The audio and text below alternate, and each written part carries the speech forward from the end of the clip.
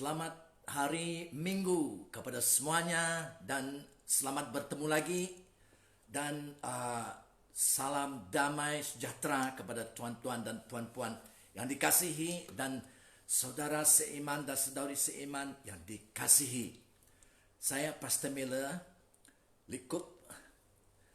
Hari ini saya mau terus membawa kita untuk melihat secara terperinci lagi apa yang telah saya kongsi kurang lebih 2 minggu lalu pada 24 hari bulan Januari tahun 2021. Daripada buku Kejadian pasal 1 hingga pasal 3. Amen. Okey. Saudara yang dikasihi, 5 buku yang pertama di dalam Alkitab ini, 5 buku yang pertama di dalam Alkitab itu ditulis oleh Moses, yaitu buku Kejadian, Keluaran, Imamat, Bilangan, dan Ulangan. Genesis, Exodus, Leviticus, Numbers, and Deuteronomy. Semuanya kelima-lima buku ini ditulis oleh Musa. Dan di dalam bahasa Ibrani, buku itu, 5 buku itu dipanggil The Torah. T-O-R-A-H. Dan Musa lah yang menulis buku itu. Soalannya, bagaimanakah Musa mengetahui dan terus menulis Kejadian pasal 1, 2, dan 3? Karena itu adalah sejarah sebelum Allah mencipta langit dan bumi. Dan bagaimana Musa tahu juga semasa Allah mencipta bumi dan segala isinya. Karena Musa belum ada di bumi ini. Dia belum dilahir pun. Bagaimana? Jawabannya saudara, Tuhan Allah memberitahu Musa dan suruh Musa menulisnya. Mari kita merujuk kepada Perjanjian Lama. Saya akan membaca daripada Keluaran 33 ayat 11a. Exodus chapter 33 verse 11a. Okey. Tuhan berfirman kepada Musa dengan bersemuka. Wow. Bertemu muka. Begitu dekat ya. Sebagaimana seorang bercakap dengan sahabatnya. Jadi seperti Tuhan Allah bercakap dengan Musa bersemuka seperti seorang bercakap dengan sahabatnya. Okey, kita melihat lagi kepada Perjanjian Lama juga. Bilangan pasal 12 ayat 6 sampai 8. Bilangan dalam Inggris adalah Deuteronomy. Numbers. The book of Numbers, ya, bilangannya. Pasal 12 ayat 6 sampai 8. Mari saya bacanya. Ini kisah adalah Maryam dan Harun, yaitu adik-beradik Musa. Mereka cemburu dengan Musa. Mereka mengata di ayat 2 sini, adakah Tuhan berfirman melalui Musa saja? Tidakkah Tuhan berfirman melalui kita juga? Tuhan mendengar kata-kata mereka itu. Dan ayat 6 sampai 8. Lalu Tuhan berfirman, dengarlah firmanku ini. Apabila ada nabi-nabi di kalangan kamu, aku menyatakan diri kepada mereka dalam penglihatan. Dan aku berfirman kepada mereka dalam mimpi. Tetapi tidak demikian dengan hambaku Musa. Aku sudah menjadikan dia pemimpin segenap umat Israel. Oleh itu, aku berfirman kepadanya berhadapan muka, bersemuka, face to face, so close. Secara jelas, jelas ya, dan bukan dengan teka-teki. Bahkan rupaku pun sudah dilihatnya. In fact, God says, Moses even has seen my form. Ya, rupaku begitu dekat, sudah dilihatnya. Jadi saudara yang dikasihi, buku Kejadian itu pasal 1 sehingga 3 dan seterusnya, Musa, manusia belum, ya. Oke, dalam Kejadian itu Tuhan Allah memberitahu Musa dan suruh dia menulis. Musa adalah sahabat Allah. Saudara, saya ingat ada seorang lagi.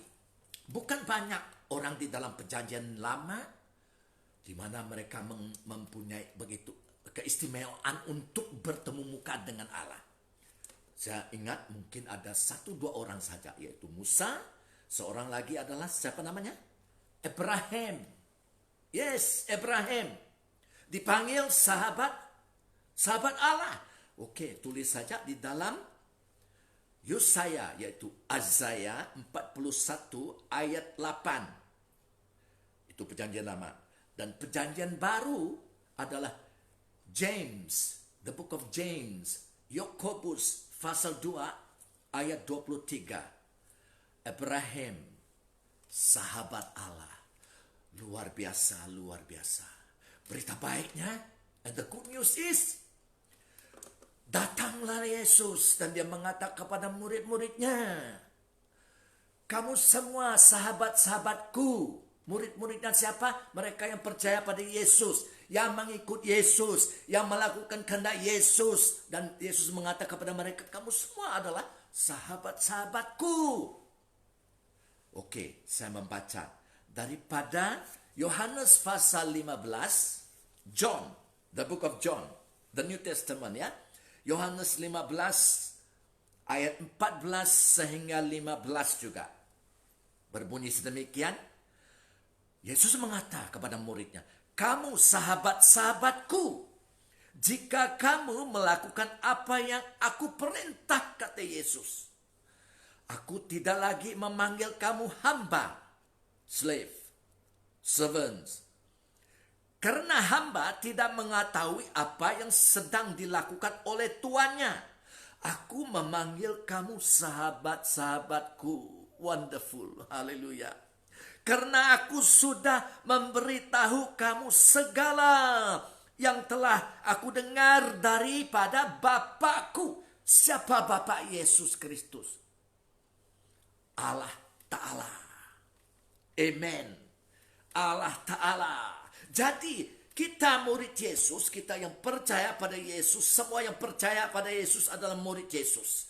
Semua yang percaya pada Yesus juga adalah sahabat Yesus. Semua yang percaya pada Yesus juga adalah anak-anak Allah. Amen. Itu kebenaran. Yes. Dalam Matius pasal 6 ayat 9, tulis saja yang mengambil nota, ya. Matius pasal 6 ayat 9, Yesus mengatakan kepada murid-muridnya, mereka tanya, ajar kami berdoa, Tuhan. Jadi dia mulai mengajar. Ini adalah model prayer, ya. Yesus mengatakan kepada muridnya, bila kamu berdoa, katakan kepada Allah, Bapa kami di surga, our Father in heaven. Wow, luar biasa, luar biasa, amen.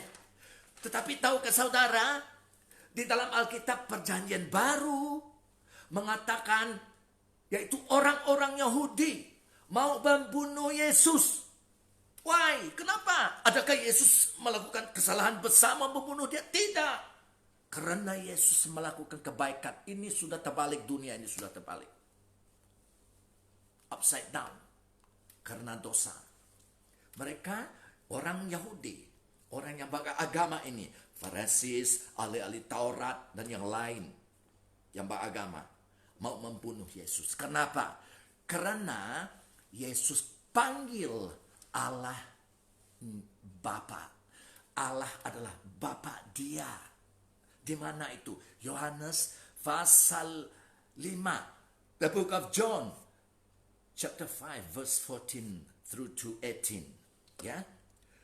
Yohanes pasal 5 ayat 14 sehingga 18. Di sini adalah kisahnya setelah Yesus menyembuh seorang yang lumpuh selama 38 tahun. Di kolam Bethesda di Yerusalem. Dan ayat 14 mengata, tidak lama kemudian Yesus berjumpa dengan dia yang disembuh Yesus tadi di dalam rumah Tuhan dan berkata kepadanya, sekarang kamu sudah sembuh. Janganlah berdosa lagi supaya kamu tidak ditimpa perkara yang lebih dahsyat. Saudara, semua manusia berdosa. Tetapi di sini, case ini, orang lumpuh ini, orang ini sakit. Kenapa? Yesus mengatakan jangan kamu berdosa lagi. Berarti ada dosa, semacam dosa yang dilakukan orang ini yang menyebab dia lumpuh. Itu sebab Yesus mengatakan janganlah berdosa lagi supaya kamu tidak ditimpa perkara yang lebih dahsyat. Oke? Ayat 15. Kemudian orang yang sudah sembuh itu bersaksi, pergi dan memberitahu para penguasa Yahudi, the Jews, bahwa Yesuslah yang menyembuhkan dia. Oleh itu mereka Yahudi ini, orang Yahudi mula memusuhi Yesus. Why? Karena Yesus menyembuh orang sakit. Penguasa-penguasa Yahudi memusuhi Yesus. Sekarang menjadi musuh Yesus. Karena Yesus membuat perbuatan baik. Ridiculous. Ini tidak terpikir ya. Tetapi Tuhan Allah dari semulanya lagi sudah mengatakan kita diam di akhir zaman. Dan di akhir zaman manusia yang tidak percaya Tuhan akan mengatakan yang baik itu jahat dan yang jahat itu baik. Kita dalam dunia zaman yang akhir. Oke, kita teruskan. Oleh itu mereka mula memusuhi Yesus karena Yesus menyembuhkan orang pada hari Sabat. Saudara, saya telah menguraikan sedikit kebenaran tentang hari Sabat kurang lebih 2 minggu yang lalu juga. Mungkin kalau tidak silap saya 24 hari bulan Januari tahun ini ya. Boleh rujuk dalam YouTube, Facebook sana. Oke, ayat 17. Tetapi Yesus berkata kepada mereka. Apa kata Yesus? Bapakku. Siapa Bapak Yesus? Allah Ta'ala. Bapakku sentiasa bekerja. Aku pun harus bekerja.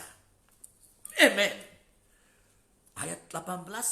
Kata-katanya ini membuat para penguasa Yahudi semakin bertekad untuk membunuh dia. Wah, makin mereka mau membunuh dia.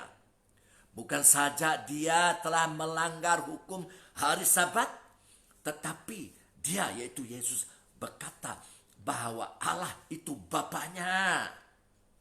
Hal ini berarti dia menyamakan dirinya dengan Allah. Thus, He's saying that he is equal to God. And I say amen.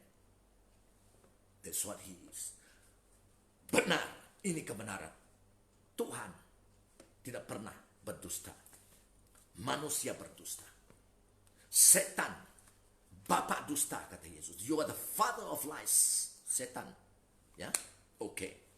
So, kita melihat saudara di sini. Kita panggil Allah itu Bapa. Awal pagi tadi saya bercakap dengan Bapak saya di surga.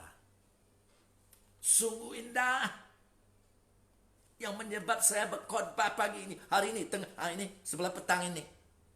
Dan saya Bapak kita di surga, saya bawa semua kamu dan orang-orang yang belum percaya supaya percaya. Bapak tariknya, draw them to you, Father, draw them. Let them believe in Jesus and be saved. Supaya mereka yang tidak percaya menjadi percaya. Hanya Tuhan boleh melakukan ini. Oke. Jadi tuan-tuan dan puan-puan yang dikasihi, Kristen. What is Kristen? Apa Kristen? Apa itu Kristen? Kristen adalah orang yang mengadakan perhubungan hidup dengan Allah yang hidup. Allah Bapa, Allah Anak, Allah Roh Kudus. Dengan sesama manusia. Itu Kristen. Hebat. Bukan satu minggu satu kali. No. Tetapi setiap masa. Siang ke malam. Ada perhubungan. Hidup dengan Allah yang hidup.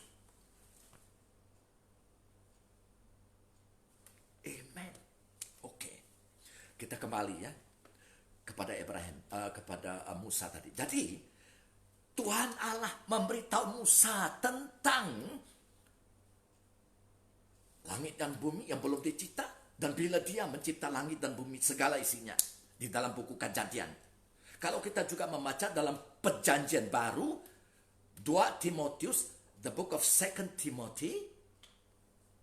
Chapter 3 verse 16. 2 Timotius pasal 3 ayat 16. Semua tulisan. Yaitu tulisan di dalam Alkitab ini. Adalah diilham oleh Tuhan Allah. Diilham oleh Tuhan Allah. Allah is breathed out by God. Nafas Allah yang menulisnya. Oke, apa itu? Ruach Kadosh di dalam bahasa Ibrani. Apa itu? Roh Kudus yang menulisnya melalui orang kudus yang dipilih Allah. So, di dalam 2 Petrus pasal 1 ayat 21, dan manusia yang menulis Alkitab ini dan bercakap adalah bercakap dan menulis oleh dorongan Roh Kudus. Bukan dari pikiran manusia sendiri, bukan direka-reka ataupun cerita dongeng. No.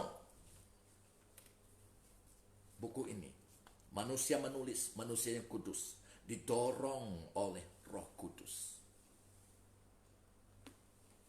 Kebenaran. Yes. Haleluya. Haleluya.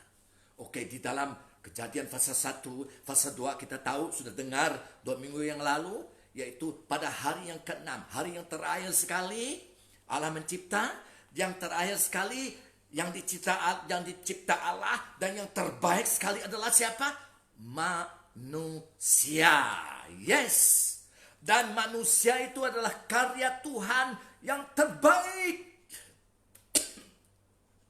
Minta maaf, sorry.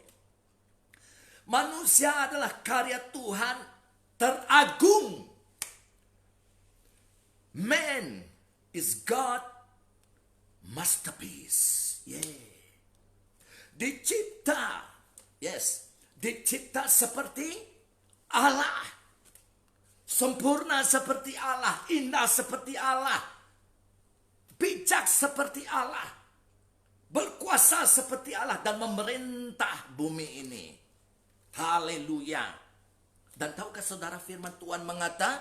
Firman Tuhan mengata tentang kita manusia pada awalnya, asalnya sebelum Adam berdosa, dia dicipta sedikit rendah dari Allah.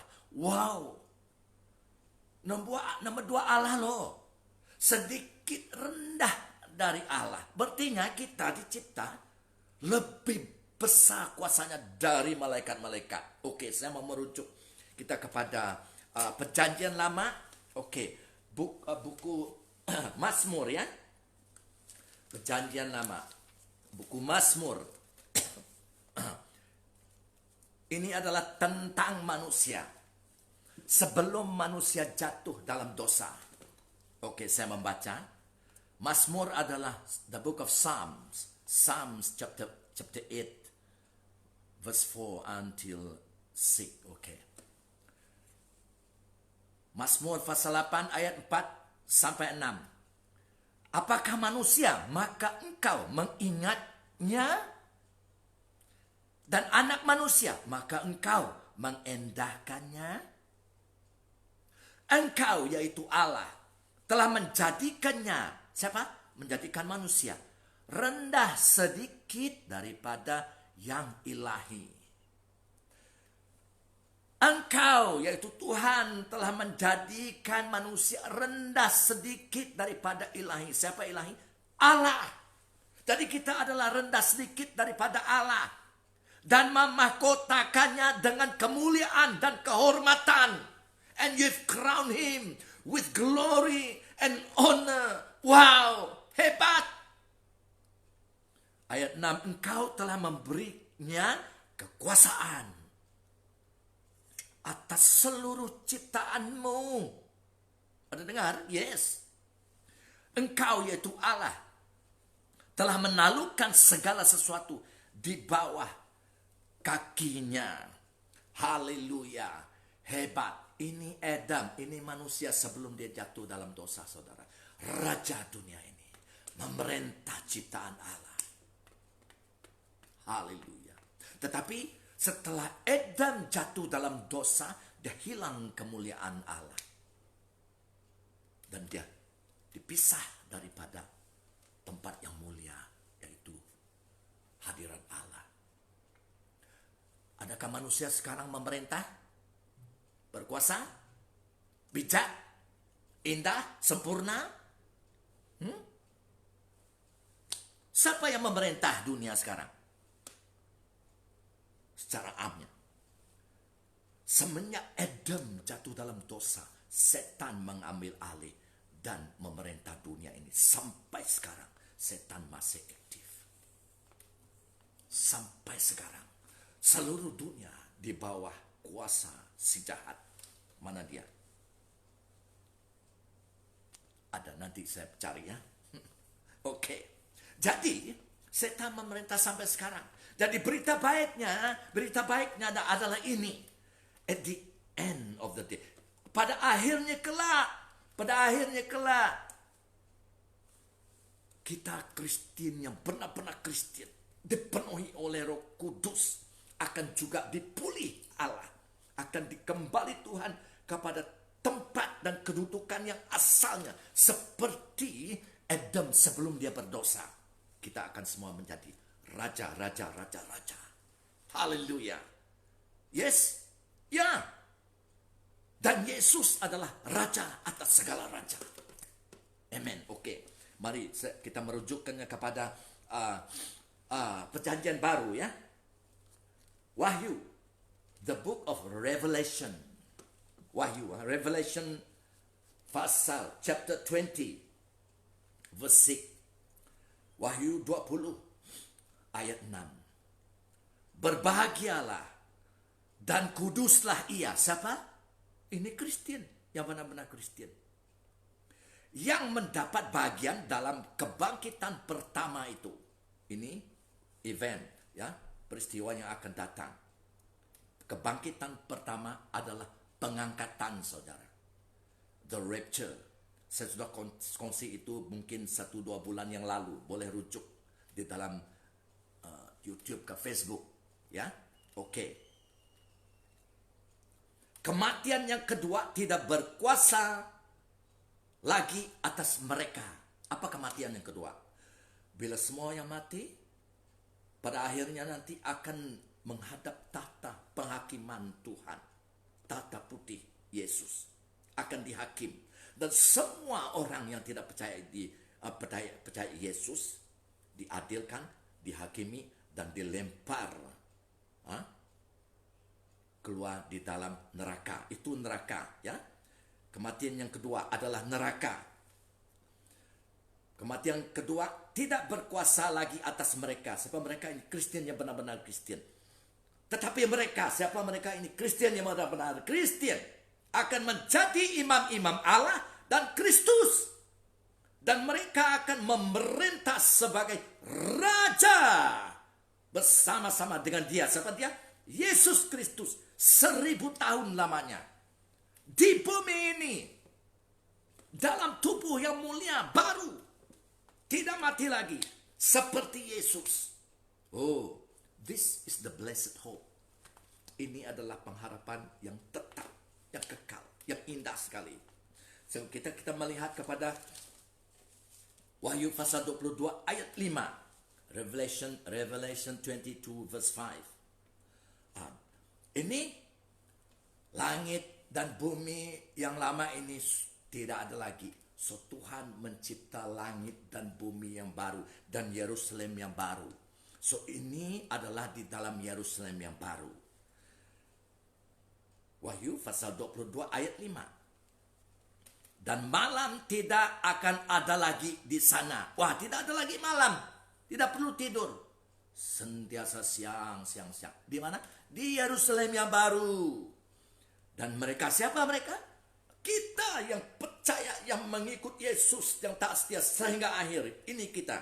Dan mereka tidak memerlukan cahaya lampu dan cahaya matahari. Tidak ada matahari pun. Sebab Tuhan Allah akan menerangi mereka dan mereka akan memerintah sebagai raja sampai selama-lamanya. Wow. Berita baik. Saya berpikir, apakah kelayakan kita manusia di dunia ini untuk menjadi raja? Adakah kamu dan saya peluang untuk menjadi raja?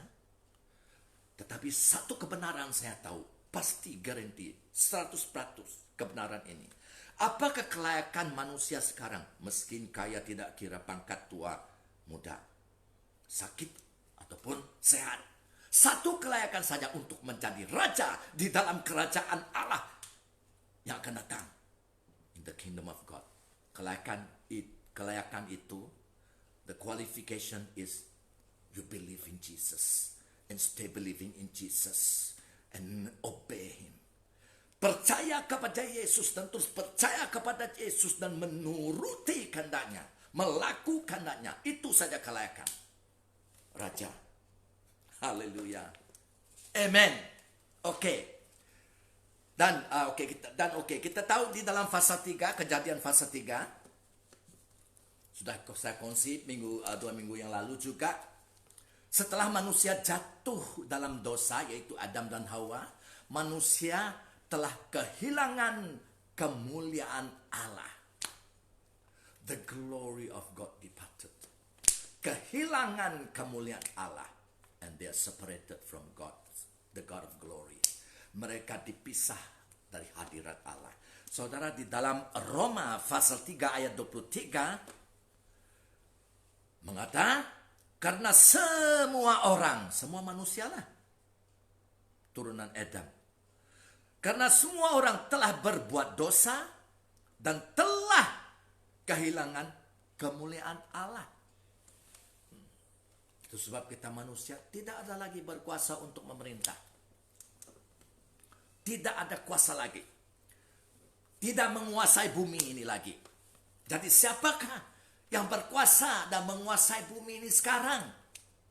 Jawabannya, setan. Yes. Dalam 1 Yohanes pasal 5 ayat 19. The epistle of John, ya. First letter of John. Dalam perjanjian baru, oke. 1 Yohanes pasal 5 ayat 19 berbunyi demikian. Kita tahu bahwa kita berasal dari Allah. Siapa ini?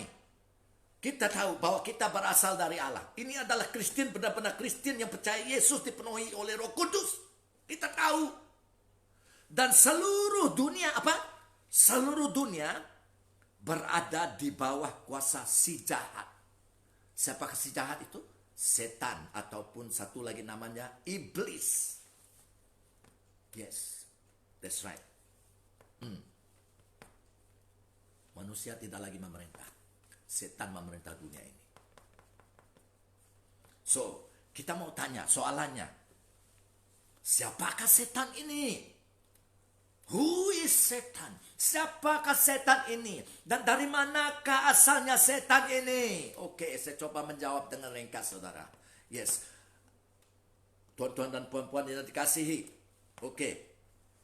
Ada 3 malaikat di dalam Alkitab ini yang ditulis dan dinyatakan diberitahu Allah kepada kita manusia. Nama-nama mereka. Dan kedudukan mereka juga. Posisi mereka. Yang melayan di bumi ini. Yes. Mereka adalah, di antara mereka adalah malaikat Gabriel. Malaikat Gabriel. Boleh tulis, boleh baca di dalam Perjanjian Lama, The Book of Daniel. Daniel pasal 8. Cari sana berapa. Haleluya. Kita tergendala sebentar. Tidak mengapa, saya sambung. Dia tidak putus ya. Sorry ya. Amen. Line tidak bagus di tempat ini ya. Oke. So, Gabriel adalah salah satu dari antara 3 malaikat ini. Nama Gabriel artinya di dalam bahasa Inggris man of God, orang Allah. Dia seringkali membawa pesan dari surga ke manusia di bumi ini. Oke, kita boleh rujuk dan di sana menemui nama dia di dalam buku Daniel pasal 8, Daniel pasal 9, Perjanjian Baru, Lukas pasal 1. Tulis itu, nanti cari ya. Oke, ada satu lagi malaikat, yaitu malaikat Archangel Michael, yaitu pengulu malaikat Michael. Dia ini adalah wira, he's a warrior, leader, pemimpin, pengulu, archangel, yes. Dan boleh rujuk di dalam Daniel pasal 10, Daniel pasal 12 ayat 1. Wahyu, Revelation pasal 12. Oke. Dan satu lagi malaikat, siapa namanya?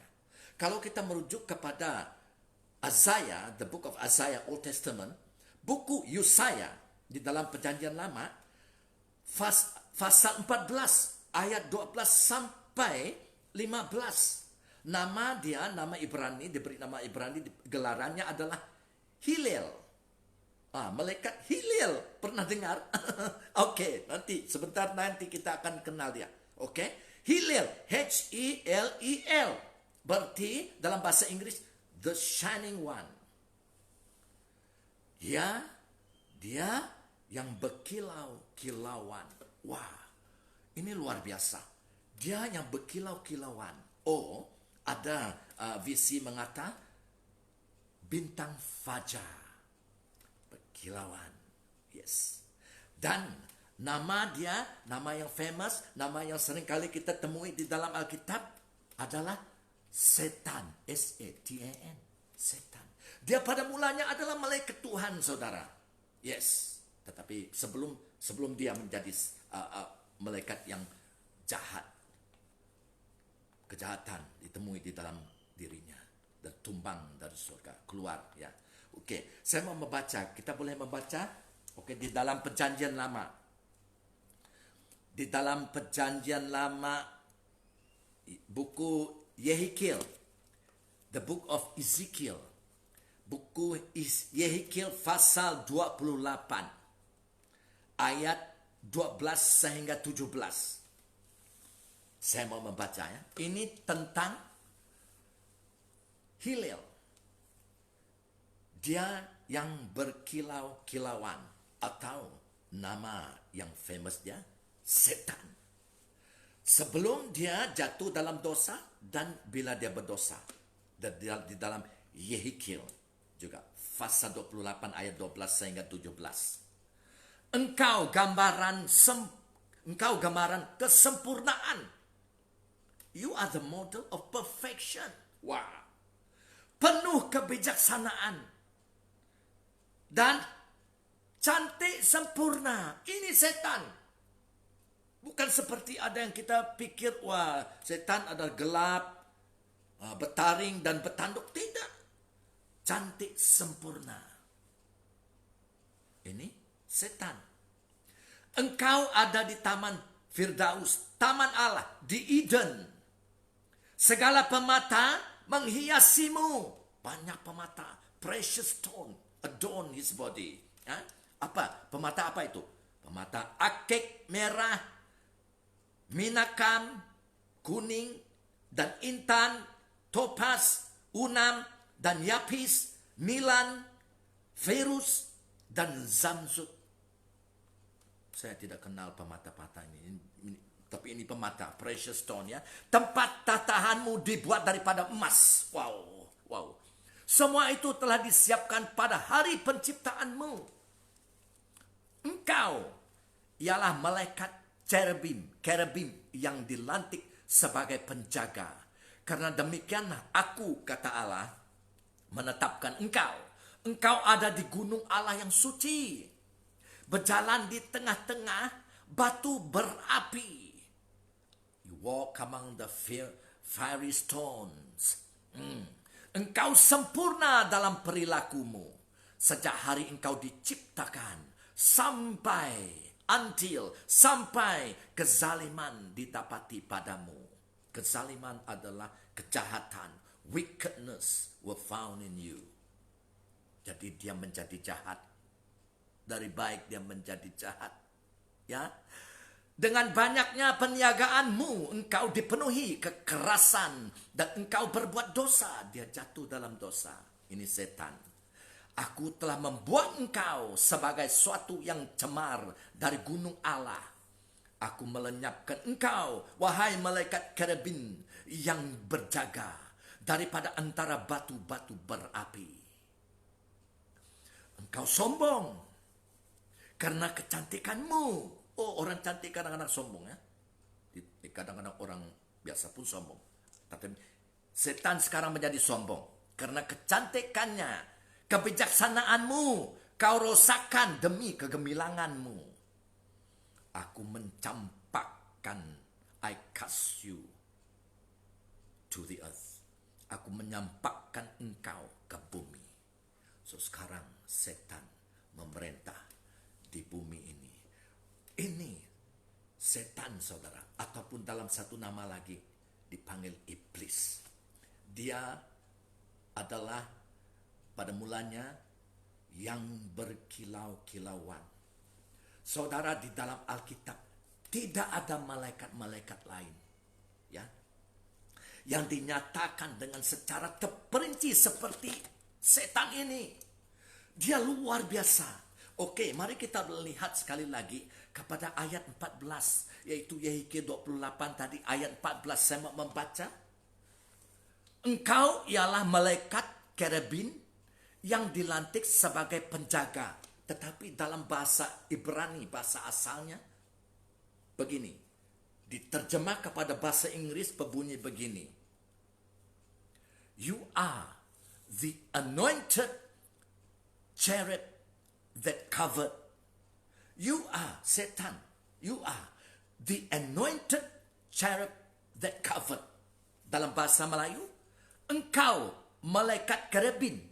Engkau malaikat cherubim yang diurapi untuk menutup atau untuk melindungi atau untuk melitupi. Itu covered. Perkataan urapi ataupun perkataan urapan, pengurapan, anointing, anoint, saudara, adalah satu galaran yang diberi kepada hanya setan. Tidak ada malaikat-malaikat lain. Di dalam Alkitab saya tidak menemuinya. Ya, memang kita tahu semua malaikat ada kuasa, ada urapan, ada kuasa. Tetapi hanya satu malaikat ini namanya setan, yang diberi gelaran engkau malaikat cherubim yang diurapi, anointed. Perkataan anointed, anointing, urapi ataupun pengurapan itu adalah special. Ya, dipisah daripada yang biasa, yang menjadi luar biasa, hebat, mengagumkan, indah, sempurna, berkuasa. Itu urapi. That is anointing. Kudus. Amen. Yes. So, setan diurapi. Penuh kuasa, saudara. Itu sebab kalau kita membaca di dalam Perjanjian Baru, the book of Jude has got only one chapter, no other chapter, one chapter. So, verse 9, yes, buku Yudas dalam Perjanjian Baru, ayat 9. Oke, saya baca. Tetapi penghulu malaikat Michael. Dia pengulu malaikat kan? Bersabangkat, yes. Michael ketika dalam suatu perselisihan bertengkar dengan iblis. Siapa iblis? Setan. Mengenai mayat Musa. Tidak berani. Siapa tidak berani? Pengulu malaikat Michael tidak berani menghakimi iblis itu dengan kata-kata hujatan. Tetapi berkata, kiranya Tuhan menghadik engkau. You see? Michael dare not bring against Satan a reviling accusation, but said, the Lord rebuke you. Dia tidak berani mengatakan, I rebuke you. No. Dia tidak berani mengatakan, saya menghadik engkau. Atau dalam PM, saya meningking engkau. Tidak. Dia mengatakan Tuhan. Dia takut. Kenapa? Karena malaikat cherubim yang diurapi, anointed angel of God, cherub, very powerful. Ini perjanjian lama ini, saudara. Yes. So, perkataan urapi ataupun pengurapan ataupun urapan, anointing, very important. Yes. Dan apa? Firman Tuhan mengatakan Yesus datang. Yesus datang apa? Firman Tuhan mengatakan Yesus datang, dia juga diurapan oleh Allah. Why? You see? Oke, Kisah Para Rasul pasal 10. Saya membaca ayat 38. The Acts of Apostle chapter 10 verse 38. Oke? Kisah Para Rasul pasal 10 ayat 38. Yaitu tentang Yesus dari Nazareth. Bagaimana Allah mengurapi dia dengan Roh Kudus dan kuasa. Dia yang berjalan berkeliling sambil berbuat baik dan menyembuhkan semua orang yang dikuasai iblis, setan, sebab Allah menyertai dia. How God anointed Jesus of Nazareth with the Holy Spirit and with power. Yes, Yesus perlu diurapi untuk mengalah setan. Dan kemudian apa kata Yesus kepada murid-muridnya? Kisah Para Rasul, Acts of Apostle chapter 1, chapter 2, and so on. Ya, Yesus mengatakan, jangan meninggal Yerusalem sampai murid-muridnya menerima janjian Allah. Apa itu? Apabila Roh Kudus turun atasmu, kamu akan menerima kuasa.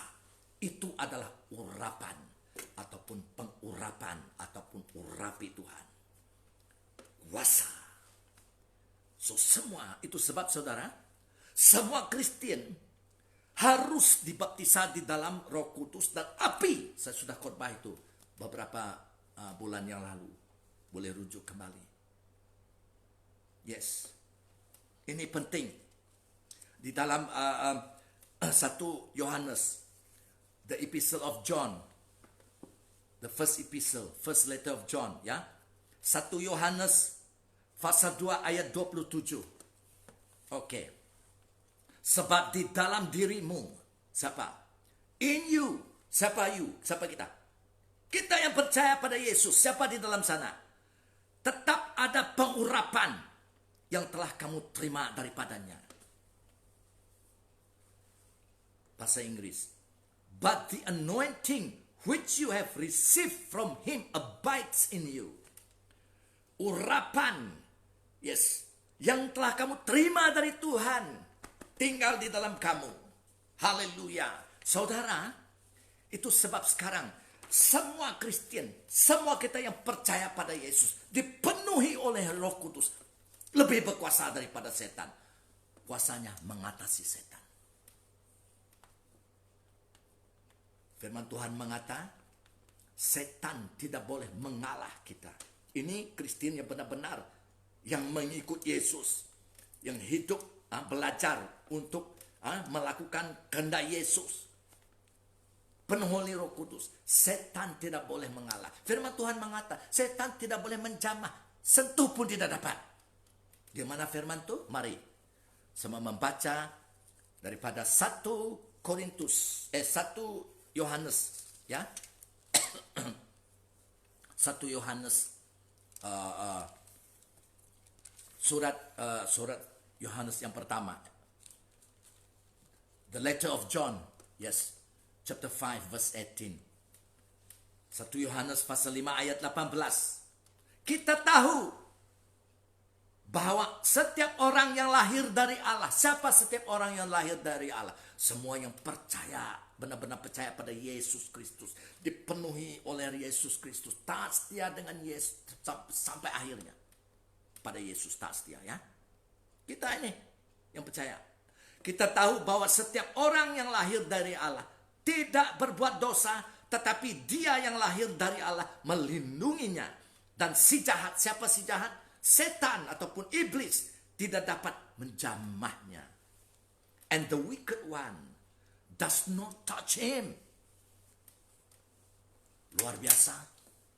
Amen. So, janji Tuhan digenapi. Satu hari nanti sekarang pun kita sudah dikembalikan kepada kedudukan yang asalnya. Seperti Adam belum berdosa. Kita mengatasi kuasa setan. Yes. Saudara, Yesus datang. Yes. Setan begitu kuasa. Itu sebab Yesus datang, firman Tuhan mengatakan, bila Yesus mati di atas salib, dia mengampun dosa. Orang yang percaya semua diampun, tetap diampun. Segala dosa tetap diampun. Dia menjadi dari orang dosa, dia menjadi orang kudus, orang benar. So, bukan hanya mengampun dosa, tetapi firman Tuhan mengatakan, bila Yesus mati di atas tergang, dia juga membinasa, he destroyed, dia menghancur perbuatan setan. Apa perbuatan setan? Kejahatan. Bagaimana dia membuat perbuatan jahatnya? Dengan kuasanya. Berartinya pada Kristen yang mempunyai urapan di dalamnya, Roh Kudus, setan tidak ada kuasa lagi. Tetapi setan masih berkuasa pada orang yang belum percaya, orang pagan. Itu sebab saya menyeru manusia yang belum percaya Yesus, percayalah. Sebab di luar Yesus tidak ada orang boleh melawan, menentang setan. Dia masih raja dunia ini, ilahi dunia ini. Yes. So, Kristen yang benar mengatasi setan, berkuasa. Kecuali kamu Kristen yang tidak mengetahui kebenaran. Kenapa tidak mengetahui kebenaran? Ada Kristen, nama saja Kristen, tetapi mungkin kurang membaca firman Tuhan. Jadi setan boleh merasuk, boleh menyerang dan mengalah orang itu. Betapa firman Tuhan, Roh Kudus tidak boleh dipisah. Yes. So, kita mau tanya, di manakah setan pada akhirnya nanti? Where will he be? Will he be forever with us? Ataupun kekal bersama kita? Di manakah setan pada akhirnya nanti? Bilakah akhirnya nanti? Oke, mari kita merujuk pada Wahyu, the book of Revelation. Wahyu pasal 20 ayat 10 saya baca, ya. Dan iblis, itu setan yang menyesat mereka, dilempar ke dalam lautan api dan belerang. Ini adalah neraka. Ini peristiwa yang akan datang, yaitu binatang, tempat binatang. Siapa binatang itu? The beast. Itu adalah antikristus dan nabi palsu, false prophet. Dan mereka diseksa siang malam sampai selama-lamanya di dalam neraka. So, di dalam neraka tidak ada orang mati, tidak ada mati. Manusia tidak dicipta mati, hanya tubuh kita mati. Roh jiwa tidak mati. Setan tidak mati. Di mana dia pergi dilempar, dia tidak ada lagi di alam semesta ini. Tetapi dia dilempar ke dalam neraka. Itu tempatnya. Hidup dan menderita. So, bagaimanapun manusia yang tidak percaya, di mana mereka pergi? Oke, ayat 15. Saya baca ayat 15. Revelation chapter 20 verse 15. Wahyu 20 pasal 20 ayat 15 ya. Dan setiap orang yang tidak ditemukan namanya tertulis di dalam kitab kehidupan itu, kalau nama manusia tidak ditemui tertulis di dalam kitab kehidupan. Apa kitab kehidupan? Siapa punya buku itu? Itu adalah buku Tuhan Yesus Kristus. Pastikan nama kita ditulis di sana. Bagaimana senang, percaya dan terus percaya. Dan lakukan perbuatan baiknya. Senang. Jadi, kalau nama manusia tidak ditemui di dalam kitab kehidupan Tuhan Yesus itu, karena mereka tidak percaya, di mana mereka dilemparkan? Ini. Ia dilemparkan ke dalam lautan api itu. Neraka. Jadi, pertempuran antara kebaikan dan kejahatan. Siapa menang? Kebaikan menang. Shalom. Percayalah Yesus. Dan bacalah firman Tuhan Alkitab. Dan carilah gereja dan persekutuan dengan Kristen yang benar-benar percaya Alkitab. Tidak campur aduk dengan tradisi. Jangan main-main dengan hidup kita. Berharga. Yesus telah membayar harganya dengan nyawanya sendiri. Karena besar kasih Allah pada kita. Siapa kita? Kita dicipta sedikit lebih rendah daripada Allah. Itu kita. His masterpiece at one time. Karya yang terbaik. Tetapi karena disesat dan ditipu setan, kita jatuh dalam dosa. Lihat keadaan kita sekarang. Bagi saya dan seisi rumah saya, kami akan taat setia dan percaya terus kepada Tuhan. Dan kekal selama-lamanya bersama Tuhan. Memerintah bersama Tuhan. Sebagai Raja, kita dipulihkan kembali kepada plan rencana asal Tuhan. Tuhan memberkati saudara bagi kemuliaan Tuhan. Amin.